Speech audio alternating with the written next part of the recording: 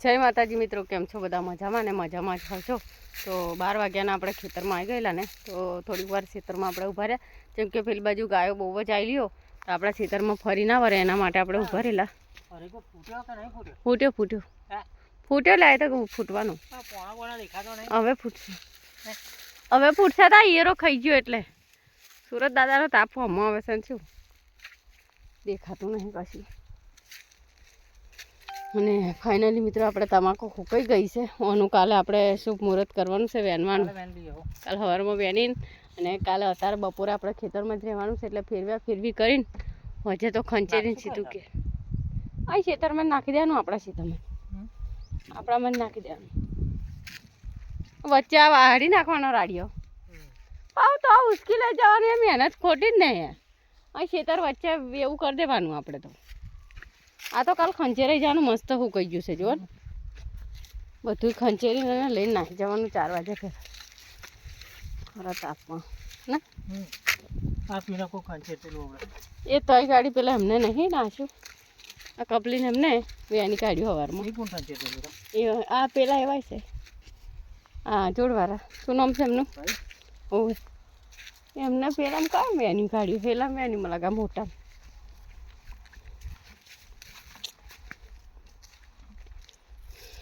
તો બાપા બહુ તો કોઈ નહીં કાચું ને કાલે લઈ જ એ પડી જ છે ને કાચું હતું તો લઈ જા કરવાનું. અને મિત્રો જો તે દાડે આપણે વાડ કરી મસ્ત અને રોજ આવેલો ને મન તો લાગે તે જો આ લેડીઓ કરી છે ગાડી અને ડીર તોડી કાઢી. હે હવે ખબર નહીં રોજે તોડી કે મોન હોય તોડી ખબર નહીં, પણ જો રોજે તોડી હશે તો એ શું મય અહીં ગાડી ભારી ગયો હશે તો ખાઈ ગયો, અને જો મોન હોય તોડી હશે તો આબામ શું લેવાનું હતું તે તોડી કાઢી નહીં. ઝાડ થાય તો સોયા બેહાય, એને ફળ લાગે તો ખવાય. નાનો ઝાડવાને એમ ખૂટી નાખે તો શું સારું લાગે? એ સાચી વાત છે. તો મોને તોડી નાખી હશે તો પછી એમનો ભગવાન એમને ડીરો એમ તોડી નાખે નહીં. સાચી વાત છે ને. તો આ કૂના ઝાડવાને એવી રીતે શું તોડી કાઢવાનું? એક ટાઈમે જુઓ આપણે આ પપૈયો છે કેટલો ને પપૈયો ખવડાવ્યો આપણે, તો પછી એમ કંઈક થાય તો ખેતરમાં નાના મોટી ઝાડ હોય તો આપણે સોહે બેસીએ ને તોય આપણે એનું પાણી રેડેલું વસૂલ થઈ જાય.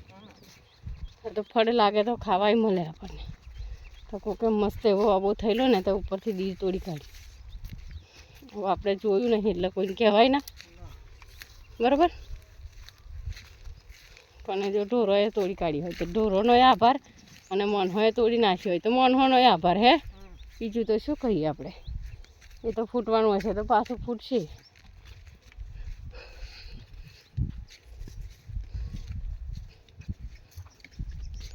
હમણાં પાણી મેલ્યું ને પાછું પહોંચી કાઢ્યું.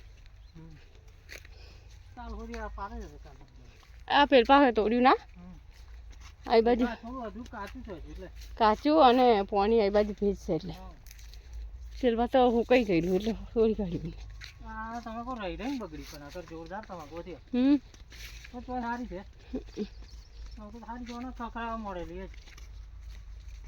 એ બાજુ તોડી કાઢ્યું બધું.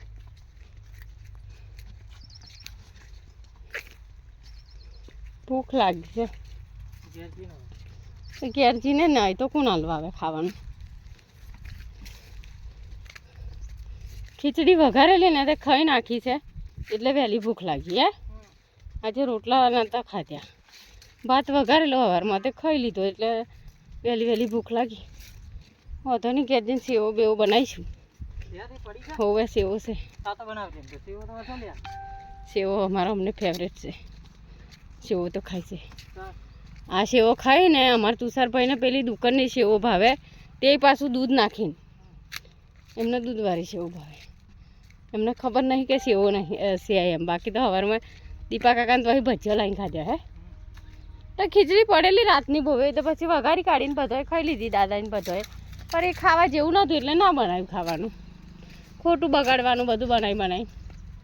કેમ કે ભાત ખાઈ લીધો પછી તો શું ભૂખ લાગે? હે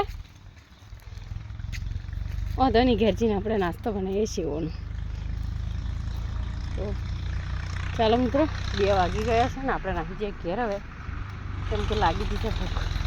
ટાઈમ થાય ને એટલે ભૂખ લાગી પાછી. ઓમાં આમ 2 ટ્રેક્ટર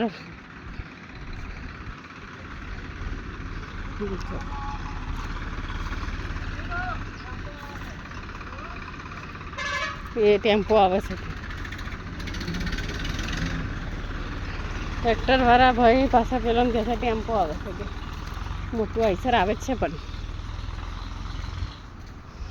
તાપ તો અત્યારથી એટલું બધું પડવા મળ્યું છે કે ના પૂછવા જતો હજુ તો આ તો ફાગણ ચાલે છે ચૈતરમાં કેટલો તાપ પડશે નહીં ચૈતરમાં તો બહુ તાપ પડશે હા સાલ આપણે આ ચૈતરમાં તાપ બહુ પડવાનું ખાલું છે આ તો પેલું ભેંસોનું પૂરા